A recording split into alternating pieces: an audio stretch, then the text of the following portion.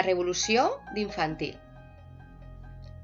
Hi havia una vegada, en un poble molt real, existia una escola màgica. Tan màgica que els superherois i superheroïnes aprenien sense necessitat de màgia. Corrien, cantaven, pujaven, baixaven, xisclaven, ploraven, reien. Aprenien jugant. D'una manera molt i molt especial, uns dels altres. Els superherois i heroïnes més majors ensenyaven i ajudaven als més xicotets. Els més xicotets ensenyaven i ajudaven als més majors. Però el més meravellós i increïble d'aprendre i ajudar-se entre ells era que cada dia era únic i millor.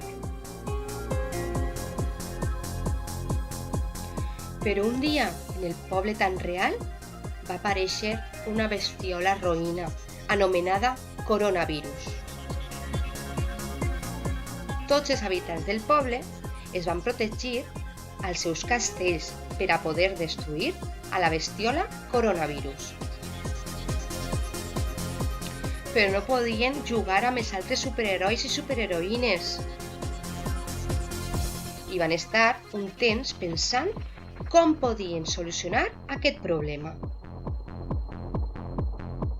Després de fer moltes assemblees online, van esbrinar la manera de poder continuar aprenent tots junts.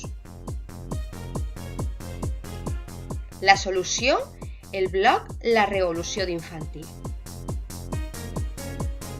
En aquest espai virtual podien deixar una miqueta del seu amor. D'aquesta manera, tots els superherois i superheroïnes podrien continuar aprenent uns dels altres.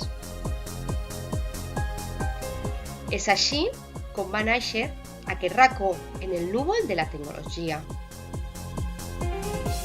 Ple d'activitats de lògica matemàtica, música, lletres, contes, experiments, manualitats, receptes i fins i tot pel·lícules. Cada superheroi i superheroïna, en el seu castell i amb ajuda de la seva superfamília, podrien realitzar les mateixes tasques que els seus companys.